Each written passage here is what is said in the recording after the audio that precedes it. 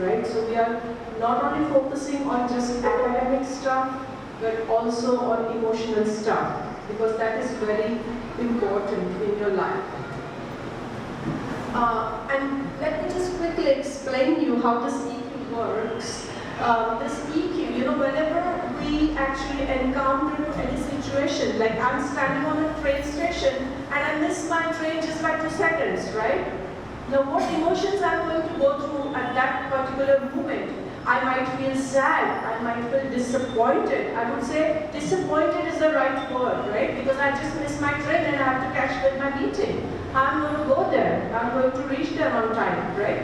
So usually an adult takes 6 seconds gap in order to understand our emotions. That means whatever happens with us, we take 6 seconds in order to recognize actually what we are going through. And in children, since they are growing up, this gap is even less. So we take 6 seconds, they take 4 seconds, right? So it's our job, being a teacher, to train them in such a way that they should be not actually reacting to the situation, but responding to the situation. Now there is a difference between reacting to the situation and responding. Reacting means you are not concentrating with your brain. You are just actually showing your reaction. Okay, you're stamping your feet, you are really angry because you missed your train. That is your reaction. But what will be your correct response? Doesn't matter. Within 2 minutes I'm going to catch another train. Okay, and if I'm going to be late 5 minutes, I can catch an auto and reach to the place on time. So actually thinking rationally with your brain, that is what is very important. And that is what we have to teach our children. Now here, there's a picture of a girl and her mother reading a book together. Okay, so providing a very safe and secure environment at home has a huge impact on child's learning in school. If your child is, has a very loving, caring environment at home, your child is definitely going to excel in school. So make sure you have that kind of environment at your place. The third picture you can see, that is a picture of, the very famous guy, Bill Gates, right? Now, and there is this book, Biographies of Bill Gates. So I want to ask a question to you all, and please reply me very honestly. How many times do you read with your children? You can put your hands up to show. How many times do you read, actually take time to read with your children? Do you read it every day? And again, I want you to know, how often do you read? Do you read every day? Do you read every week? Do you read at least once in a month? Or you read it sometimes, maybe a couple of times during a year? Okay, you can ask this question to yourself if you are not ready to answer now. But remember, reading is very, very important. I have seen children transforming completely because they have a good habit of reading. Okay, and who is responsible for creating that habit into your child? It's your job, right? Being a parent, it's our job also, being a teacher. Okay, because the school where I was working before, we used to actually give them like a good amount of time, like 10 minutes, 20 minutes every morning, just to sit down, relax, find a comfortable position and read. Now, you might have a question in your mind, what type of book should they read, right? So, for me, like my favorite genre is biographies or autobiographies of famous people.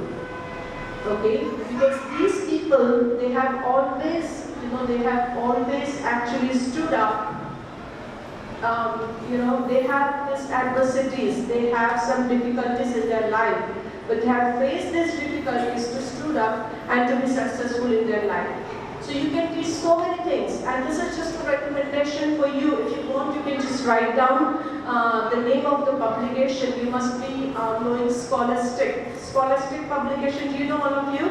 Right? So Scholastic publication are publishing child-friendly books. Okay? So these biographies that you're going to read with your children are not too 200 pages book or 100 pages book, right? That's too long for them. It's just 20 page or 30 page book, okay, that you can read with your child. Okay, so from today, make a promise to yourself that every night before going to bed or any time which is comfortable to you, you are going to read with your children. Okay, that is very important. Next slide, please. Okay, so since we are talking about personality development and famous people, just quickly I'm going to touch base on this. That is interpersonal skill. I think we just talked about how it is to work in a team. Okay, how you can be an efficient team member. So that is very important. And when EQ is developed properly, your child will be able to perform better in a team because he has to always make a conscious decision whether I'm going to put myself first or I'm going to put my team first.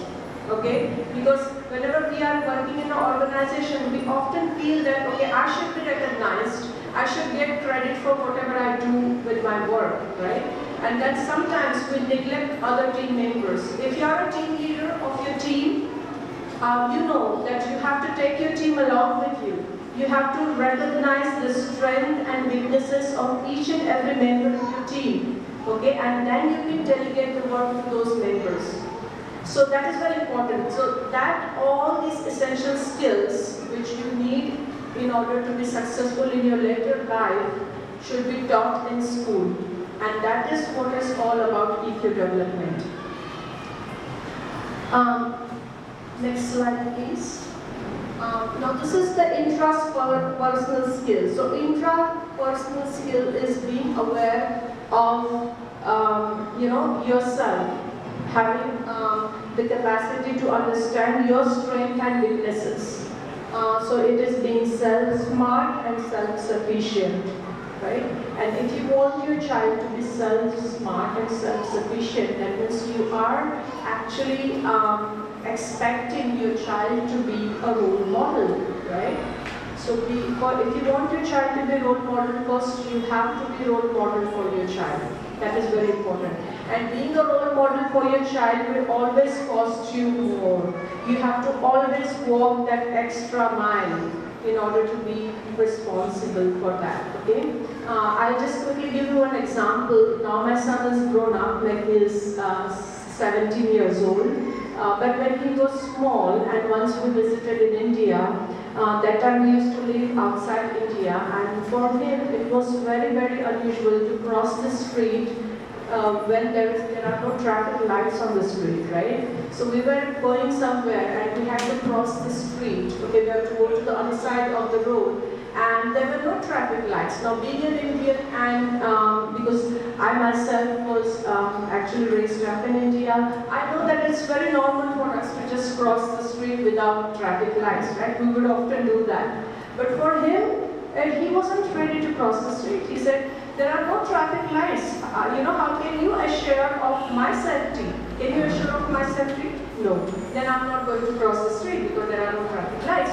So I know that if I want to cross the street with the traffic lights, I have to walk an extra mile. I have to walk maybe 900 meters ahead in order to cross the street, right? So this is the time when you have to be cautious about your decisions. Okay, are you ready to walk that extra mile to be a role model for your child? Okay, so that is a conscious decision each and every one of you have to take from time to time. So now, next slide please. We are going to talk. Now here you can see a picture of a brain. So does anyone has a bit of an idea of what we are going to talk about brain? Obviously we are going to talk about brain, and we are going to talk about how brain is important in the process of learning. Okay? Because we know all the learning, memory, thought, decision making, intellectual ability, everything is stored into this tiny structure which is there in your head, and that is a brain, right? So brain is very important in the process of learning. Now, don't worry, I'm not going to bore you explaining all the little bits on the structure of a brain. I'm just quickly going to explain you because this is important for you to know. A bit of a structure of a brain, okay, in order to understand the further part of it. So here you can see the brain has 4 lobes. You can have a look at that first picture, the first picture over there. It has 4 lobes: frontal, parietal, occipital and temporal.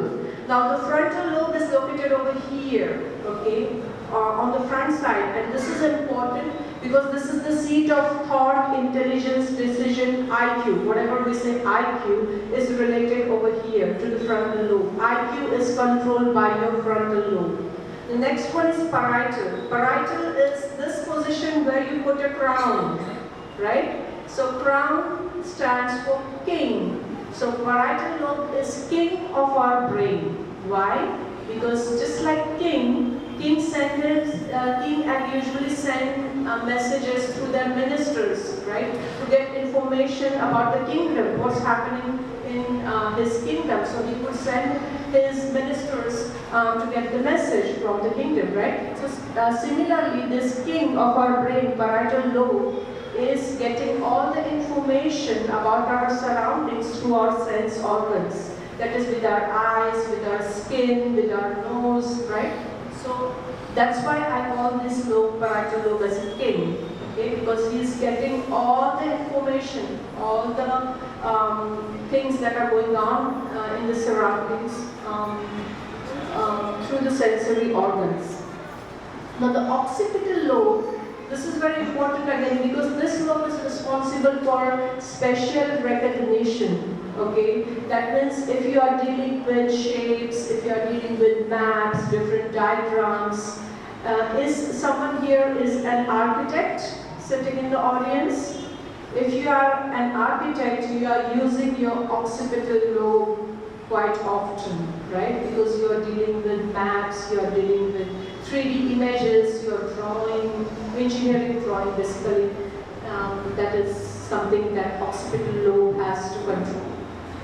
The temporal lobe, this is the site of the temporal lobe, and these temporal lobe, for me being a teacher, are very important because they control the whole process of learning.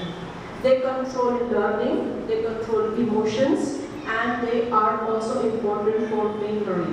So memory, learning, that is learning or acquiring a new skill, putting it in your brain in the form of memory.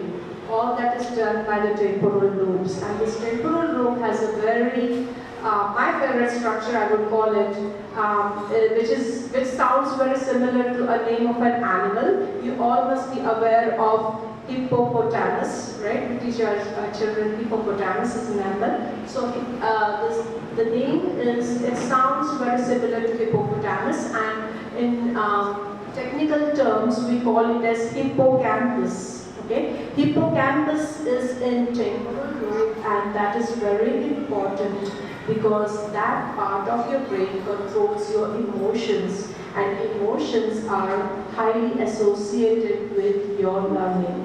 Because आपल्याला माहिती आहे, जेव्हा थोडंसं मी मराठीत सांगते, मी तुम्ही relate करू शकाल की जेव्हा आपण शाळेत जायचो तेव्हा आपल्या टीचर्सपैकी काही टीचर्स अशा आहेत की ज्या अजूनही आपल्या स्मरणात आहेत. त्यांनी जे काय शिकवलं ते अजूनही आपल्याला तसंच्या तसं आठवतं. त्यांची प्रत्येक गोष्ट आपल्याला अजून तशीच्या तशी आठवते, आणि जेव्हा आपण त्यांना भेटतो तेव्हा आपल्याला खूप खूप आनंद होतो. असं का होतं तर त्या टीचर्स ज्या आहेत त्या टीचर्स आपल्याशी जेव्हा म्हणजे आपण छोटे होतो तेव्हा इमोशनली अटॅच्ड होत्या. त्यांना सगळं माहिती होते आपल्या इमोशन्स काय आहेत, आणि त्या बघूनच त्या आपल्याशी त्यावेळेला रिॲक्ट करायच्या, आणि त्यामुळे त्यांचं जे रिलेशन होतं ते खूप छान होतं आणि ते अजूनही आपल्याला आठवतं. त्यामुळे जेव्हा तुमचा मुलगा किंवा मुलगी शाळेत येते तेव्हा तो इमोशनली जर स्ट्रॉंग असेल, इमोशनली हॅपी असेल, इमोशनली एन्जॉय करत असेल, तर तो जे काय लर्न करतो तर ते दीर्घकाळ त्याच्या स्मरणात राहणार आहे आणि ते त्याला आयुष्यात खूप काही देऊन जाणार. Okay, and that brings me to my next slide. Here you can see the title, Emotions and Learning Occur in Brain. Again, you can see the connection. Okay, the emotions are connected with your brain. They are strongly connected with your brain. Next slide, please. Now, I'm going to talk about the different hormones, right? Because you all must have heard the word hormones, right? These hormones are the happy chemicals. They may be stressful chemicals, they may be happy chemicals. But since we are talking about development of a child, we are going to talk about not the stressful ones, but the happy chemicals. Okay? We are going to talk about happy chemicals. Now there are four chemicals which are secreted in your child's brain and also in your brain or all the humans' brain are dopamine, serotonin, oxytocin and endorphins. Right? This dopamine is very famous these days. Does someone know? Have you heard about dopamine and why it is famous? Because we say